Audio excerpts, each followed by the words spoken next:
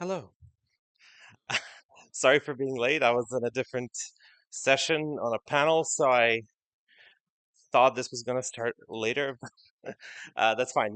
We don't have maybe 45 minutes of content here. But hello, everyone. I'm Philip. I'm a board member of Wikimedia Serbia, and I'm here to present someone else's work. And that's pretty ungrateful because I haven't been a part of this, but it's interesting. It's a very interesting piece of work, so I'm really glad to be able to present it on behalf of Professor Ranka Stankovic, who's our member of Wikimedia Serbia and very long-time contributor. I saw her a few days ago. She gave me her full blessing for this, so here we go. So what we're talking about here is the wiki project WikiLTech, which sounds a bit techy or weird, I know, but I'm going to explain it. So it's a project that started 2 years ago, and this is the second iteration of it, and the third one is ongoing. So it's a long-term project where we, as Wikimedia Serbia, support um, NLP, basically natural language processing, so machine learning and other AI algorithms to enhance Wikidata, and we'll see in what ways exactly. So LTEC stands for I don't know what. No, you'll see. I don't want to spoil it.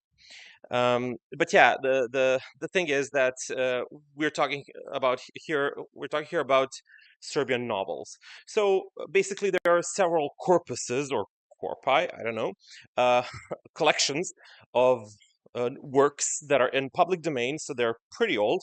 So that you as a person, regular person, can manipulate it. So you can do whatever you want with it, and several of those have been used in this particular project. And what they have been focused on were works of Serbian literature between 1840 and 1920. So for sure in the public domain, no copyrights attached, so quite easy to work with. And the idea is that they should be obscure. They shouldn't be something that everyone knows about. That's part of the, school work, etc. But something that's a bit more unheard of. So they wanted to illuminate it. That's that's a translation word I used.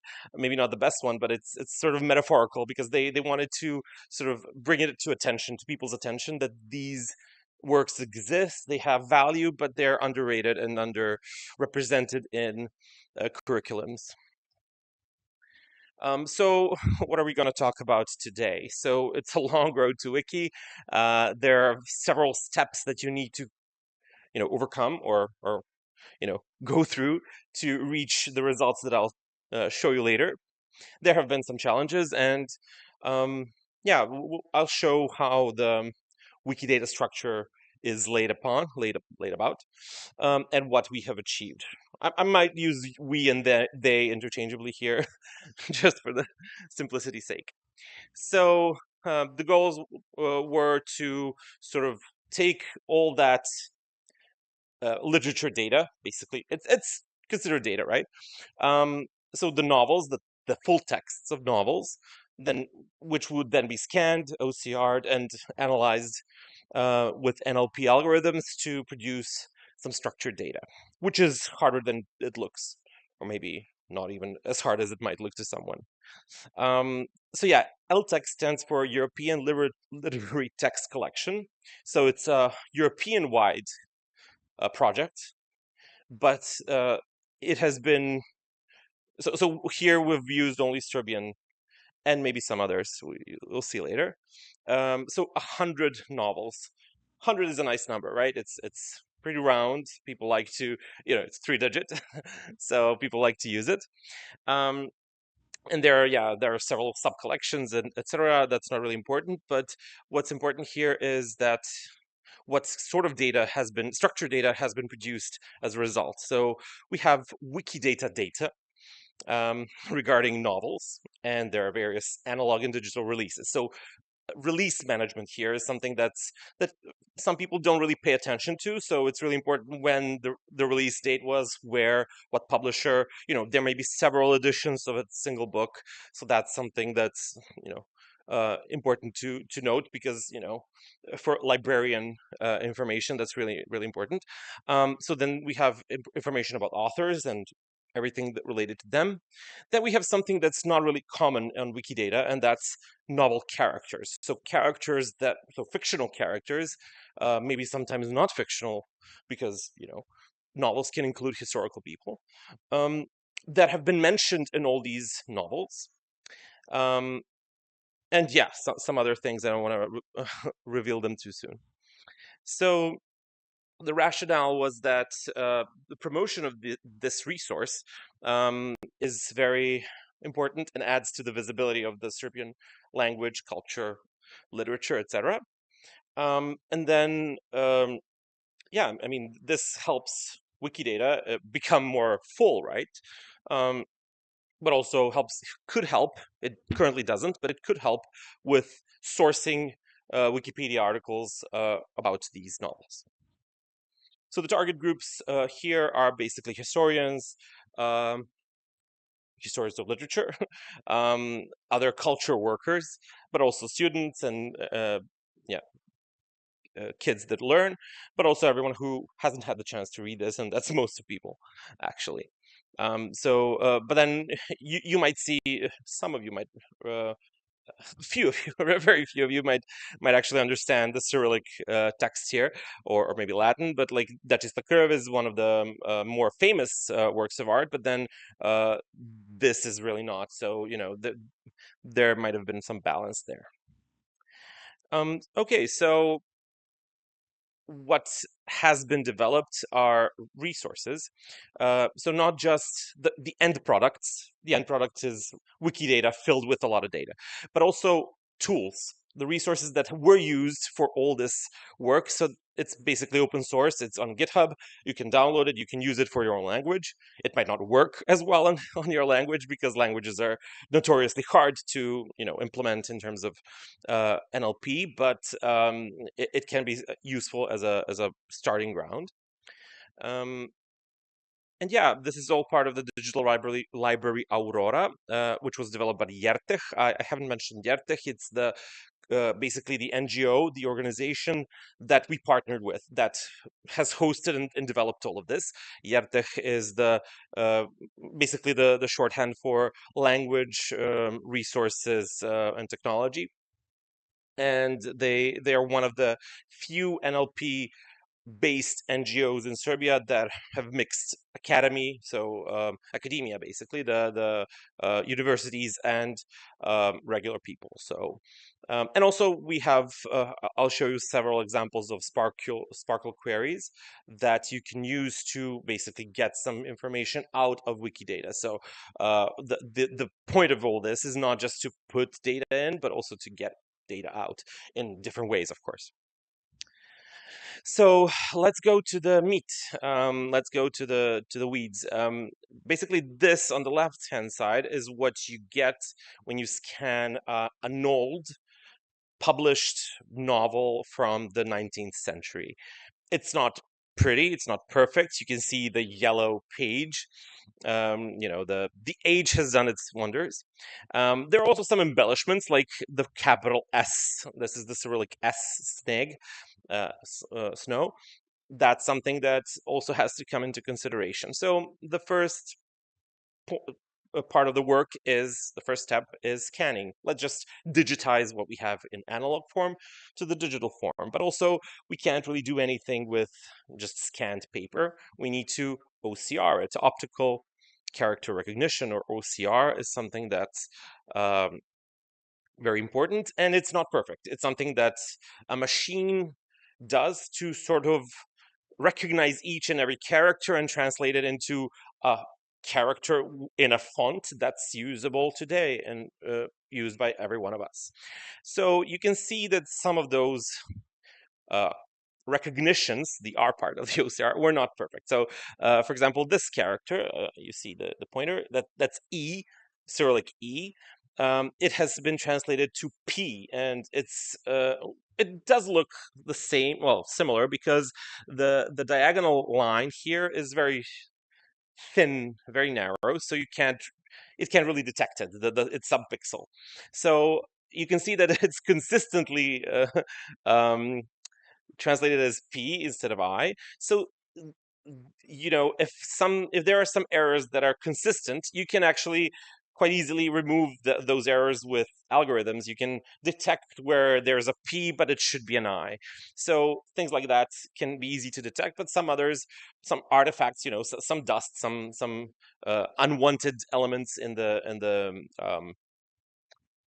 printed version might, or even the scan, can sort of not help you here.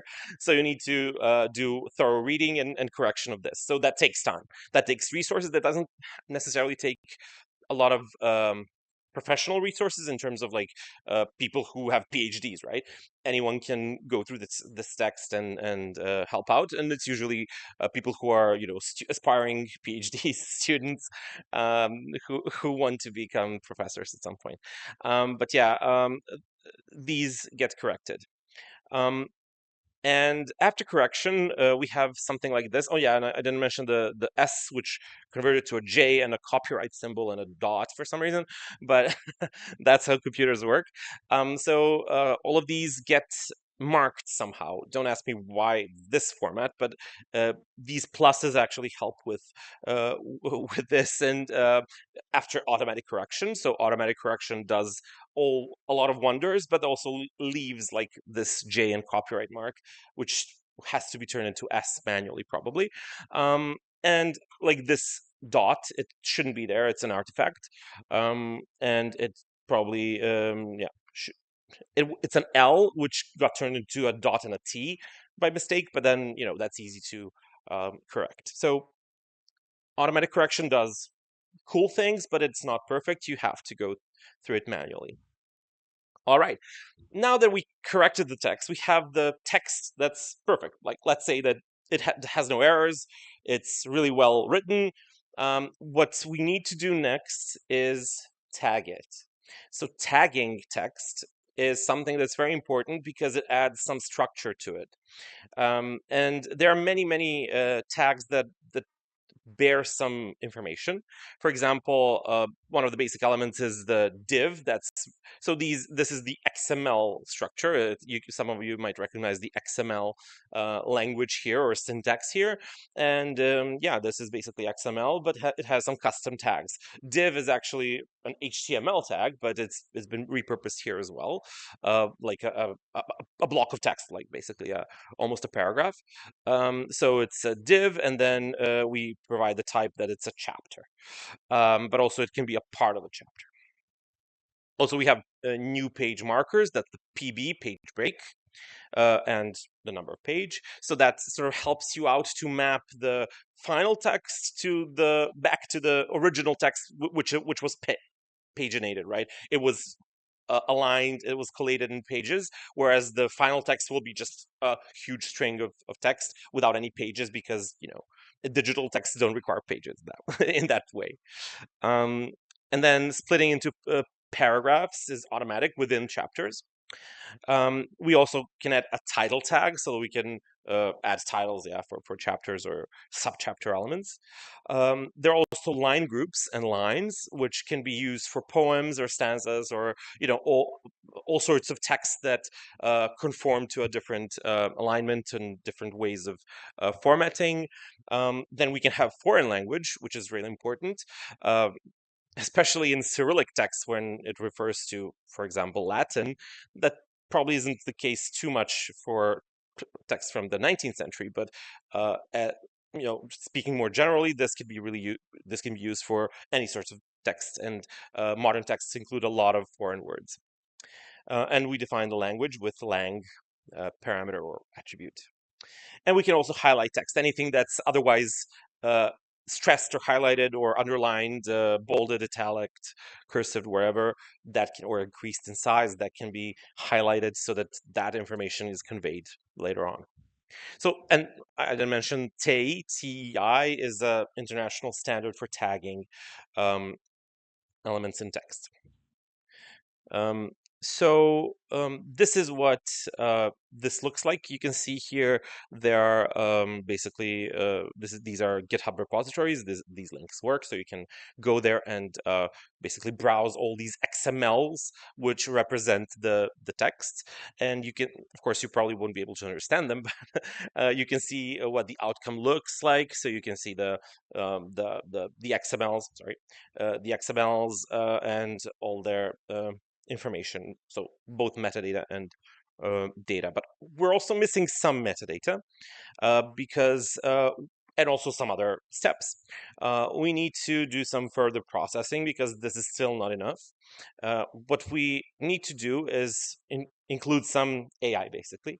So machine learning algorithms that are used here are used for NLP purposes for tagging word classes, so or word types. So we want to know what each word means, semantically means. So not necessarily semantically means, but like, what's its function in the sentence. So we know that this is a noun, this is a verb, this is an adjective, etc. But also we want to lemmatize all the words. We want to pull out lemmas, let's say the parts of the words that bear meaning without any suffixes. Serbian is very declined language. It has a lot of declension and a lot of conjugation. So there are a lot of word forms, not as nearly the same as Hungarian here. I'm looking at you two guys, but or Finnish or Estonian. But we're happy with our 7 cases. So yeah, that needs to be removed because it probably doesn't bear too much meaning. And we also tag named entities. So named entities are something that's really, really important because it will help us out in the later part of the process, because named entities mean personal names. So my name or your name, but also organizations, roles in the context, place names, what have you. So anything that can be considered a proper noun or personal noun, or whatever you call it. And so the Yertech website contains a lot of tools and some resources that you can use for this. I won't go into too many detail because it's too technical, but if you're interested, I can point you to someone who can help you out. So yeah, I mentioned also metadata. Metadata is very important because it provides not just the text and descriptions of the text, but also the publishing information. So we have descriptions of the electronic edition, because what we've basically done is created an electronic edition. So it's LTEC edition, basically, and that's how you will find it in Wikidata. But also some other publishing, let's say, information like the title, the authors, the people who were responsible in any ways, like scanning, correction, annotations. That's for electronic edition, but there are also people who are responsible for print editions as well, like correctors and publishers, etc. But also some other metadata like the release date counts, word count or page count. So yeah, also identifiers, foreign external identifiers can be included, like VIAF. I don't know what that stands for, but it's there, and Wikidata identifiers as well, like Q name. Yeah, and there are some other data that can be included optionally, like data related to balance criteria, like author's gender, size. I'm not sure what author's size mean, but like I think it's the size of the publication and release date, and some other descriptions. So that can look like this. So this is the XML that I mentioned. It has the TE header. There's the title statement with a reference to Wikidata. You can see the Q number here. There's the language information, VIAF reference, and then we have responsibility statements, so responsible people. That's well, the responsible institution here, that the scanning is done by University Library in Belgrade. OCR is done by Professor Ranka and Cvetana, and coding for LTEC is also done by Professor Cvetana. So we have the word count, it's 41,000, and we have a page count, 239, and some other references, mostly to Zenodo, Those of you in the library business will probably know what that is. And also we have original publication details, like who's the author, Čedomir Mijatović. We have the title, the publisher, the date, and the Kobis number. That's the cataloging number used in Serbia back then, when we didn't have ISBNs. Okay, so moving on to Wikidata.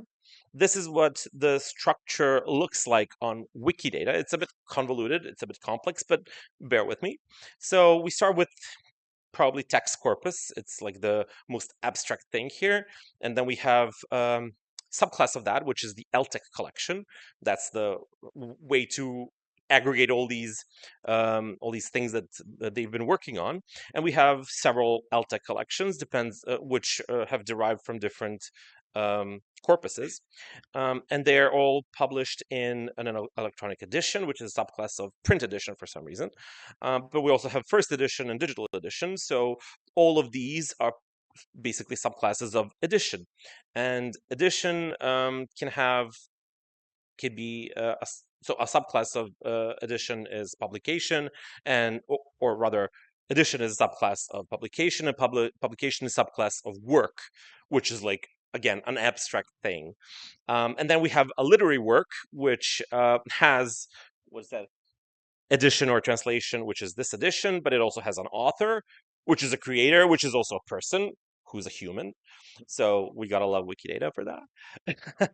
And literary works also have fictional characters, which are basically a subclass of literary characters are a subclass of fictional characters, and we have narrative locations. So that's also something that can be used in novels, and that's a subclass of geographic location. So it's a bit complex, but it represents what types of data have been input into Wikidata in order to sort of populate it based on these texts. So basically, what I've shown previously, like this XML, has to be mapped somehow into Wikidata. And here we don't really use AI. It's just a deterministic algorithm. It pretty much maps one-to-one from these TE headers or attributes to concrete P or Q pages, or basically properties or Wikidata items. And we can see this is maybe a foreign example where we have a Spanish or something like that, Catule Bendes, maybe sounds maybe Hungarian, Hungarian Spanish. Doesn't matter. But yeah, we have a lot of information that basically relates to this structure that we saw on the previous slide. So we have LTEC edition, but we also have data that pertains to the digital edition, to the print edition, and to the first edition. So all of that gets populated. So yeah, this is like what it looks like, but it gets complicated as well, because I mentioned the named entities, which include the personal names. What we use that for is to populate the Wikidata with fictional characters. So here we have Nečista krv, which is one of the more famous examples of Serbian literature from the turn of the century, and we have Sofka, Mita, Teodora, which are characters in that piece of work. So they have pers, the person, right, tags in the annotated version. So that gets converted to Wikidata, and then we have 4 Wikidata items for all of those characters. And then if you're inclined, you can, elaborate on Wikidata about those characters and their relationships. It allows it. And then that gets connected to the author, the distributor on Zenodo, the publisher, number of pages, and etc. So everything gets connected in Wikidata, and we all know from previous experience that connections can give us a lot of insights. You can cross-reference data and then get nice visualizations. So this is the example how it looks like. On Wikidata. It's Cyrillic, so bear with me. So this is Ivkova Slava, another one of the more famous publications. Yeah, so it's LTEC edition. So we have some labels here. We have word counts. So we have the property and we have the value, and they represent a statement. They can be there can be references. There can be yeah, VF identifiers. So anything that's and everything that I mentioned is here. So yeah, this is a bit more complex. This shows basically all the editions that there are. So this is the LTEC edition. No, this is the original edition, the Q this number, but it has references to all the other editions, including the LTEC edition. So the editions themselves have to be intertwined and connected. So these are some RDF statements. So you can basically on query wikidata.org get basically a list of statements, like Ivko Slava is a literary work with the author Stevan Stremac, with the language Serbian, in a place of development of the plot in Belgrade, and but also in Niš. It was published in LTEC corpus, and the title is that, and the the plot is happening during the time of Đurđevdan, which is a special holiday. So these are the characters, and this is the information about the author. He's a man. Sorry, he's a human who who is a male, and he was born in Senta. So these are the types of information that we now have, and then we can query and find and maybe use in Wikipedia articles and some other places.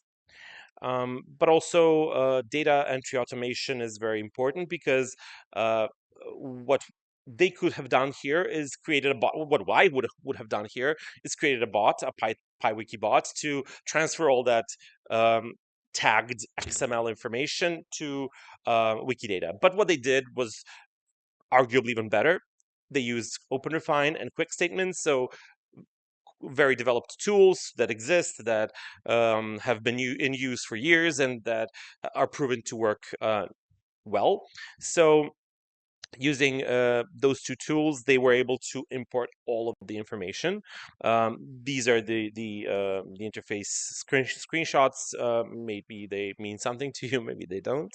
But yeah, this is the quick statements, where they can, with quick manipulations in text format, prepare something like this, and then that gets imported into Wikidata quite quickly. So I don't want to dwell too much on that. So basically, Sparkle. Let's move on to data extraction, because we've entered the data. Data is in Wikidata. We're very happy, but we want to find out how that can be useful. So I don't want to go through Sparkle. There have been many opportunities to teach that, to hear about that. But the point is that we can find, for example, all of the these are all the titles that exist, that are works of literary work. But something that's really relevant to this is all the Serb LTEC, so the corp for all the works of all the novels basically from this collection, Srpeltek.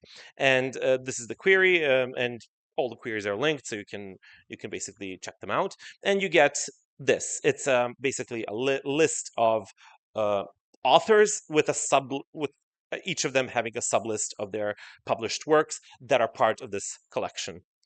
Not really interesting, but it's a way to sort of catalogize or aggregate everything that you've done. Yeah, this is quite similar. All the collections from authors. Oh, well, this is just one level above. Let's see all the collections and then drill down. But here we have something that's more interesting. This is a bubble chart of novels with numbers of pages and number of words that have this external VIAF ID. So you can see that some of them are larger, some of them are smaller, and this is, for example, the largest. For instance, I haven't heard of it, but that's the point. It is large, but it's very obscure. So there's something there. This one, Popcire Popspira, it's a very famous one, so that doesn't really sound too weird. We've looked at this example and this. So it's balanced. We can also visualize by, create a timeline, and if there are, because we've been working with printed copies, so you can always take a photo or scan the front page, so we can supply that on Wikidata, so we can create this timeline with all this. Uh, so to see what's the distribution of these publications and if there's any bias. Of course, in the early Victorian age, let's call it that way, there were fewer publications, but that's just related to the Serbian struggle for independence from Ottoman Empire. Who said that? So um, so yeah, that's the visualization. We can also map places of the novel, of where the novels have been published. So, but also where the novels were taking place. So the plots of the novels were taking place. So anything with geographic coordinates can help. These are a bubble graph of places that have been mentioned in all these novels. So you can see Serbia and Belgrade are dominating, but Istanbul is like the third mentioned name, which is quite interesting because it does reflect the era. We were still relying on and being in some relations with the Turks. Vienna is also there because the northern part of Serbia was quite reliant on Vienna. Bosnia and Herzegovina, Turska, Turkey, um, Paris, Kosovo, Niš, Russia, USA for some reason. So it goes on and on. I see Constantinople here as well, so there are different ways to name the same place, etc. So this is to me quite interesting.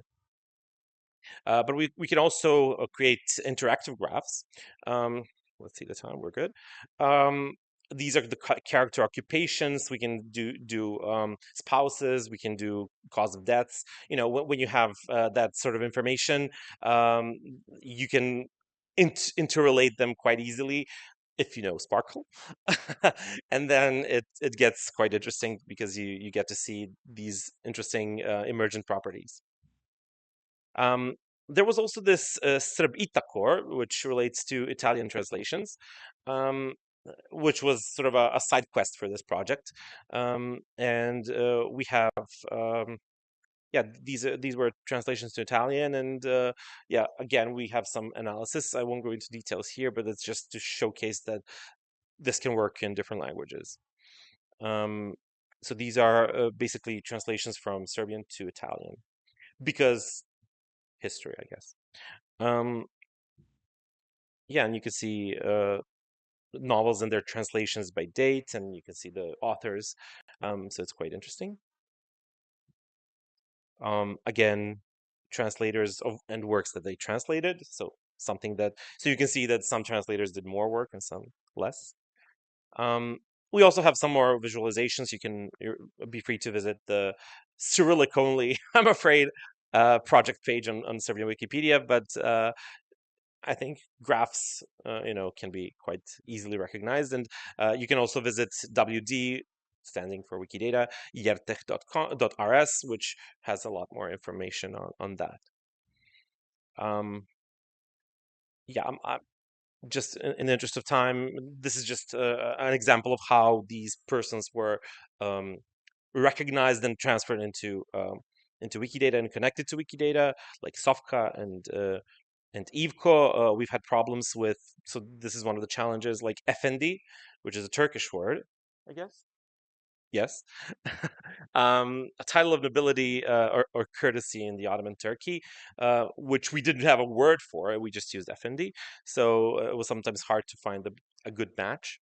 But yeah, it goes on and on, and it gets quite interesting but also quite tedious after a while, because if you have to manually check all of this, it does require a lot of time and patience to go through all of this. But it's interesting to see, like, because this has all been done by a machine learning algorithm, but a person should check it to see whether how correct it is. But it's interesting that Morava was so it's a river, well, a name of several rivers in Serbia. So it was recognized as South Morava, the Južna Morava, the southern branch of Morava, and it's been recognized as a location.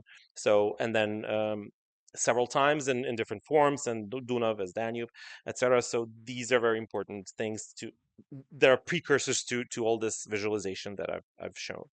Um, so yeah, Belgrade then gets mapped, um, and uh, it's all interconnected basically. So in conclusion, I didn't want to dwell too much on this. Uh, there has been a lot of work here by a lot of different people, so it's very um, transdisciplinary. There was a lot of scanning, a lot of OCRing, a lot of machine learning stuff, corrections, tagging, annotations, corrections, and also programmatic work to programming work to transfer a lot of stuff to Wikidata.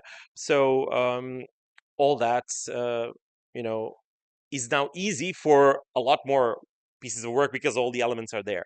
So this can and will continue because this was just an experiment to see that this type of uh, work can be done, but it doesn't necessarily have to stop there.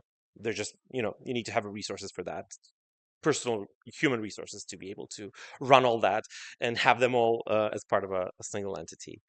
Um, so yeah, there's also a Serbian wiki base on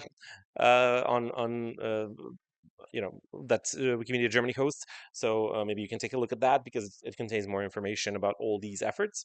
Um, and some stuff that's not on Wikidata might end up here because Wikidata does have its scope. Um, and yeah, if you want to contact uh, there are two professors, Tsvetana and Ranka, who have been instrumental in this work. Also, Milica, who's very who's there to support them in all the steps and here. And then there's me, who's just relaying this work to you, and hopefully haven't missed a lot of stuff that I was supposed to say. So thank you very much for your attention. And if you have any questions, I think we have like 5 minutes.